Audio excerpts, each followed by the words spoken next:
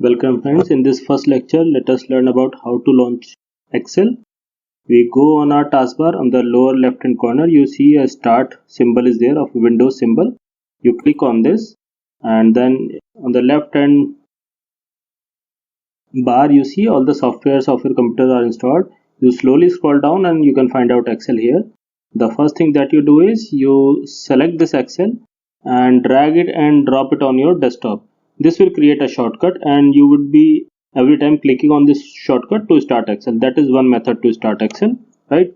Second is you again click on this Windows symbol and you write down EXC, you type down like Excel, then Excel will appear on the top here, and on the right panel it is given pin to the taskbar. You click on this pin to the taskbar. As soon you click, you see on the lower corner, on the lower bottom here, the Excel icon appears up. Whenever you want to start Excel, you can click on this Excel icon to start at Excel. Another method, you just click, you every time type down EX Excel and click on this Excel symbol and it will start, right?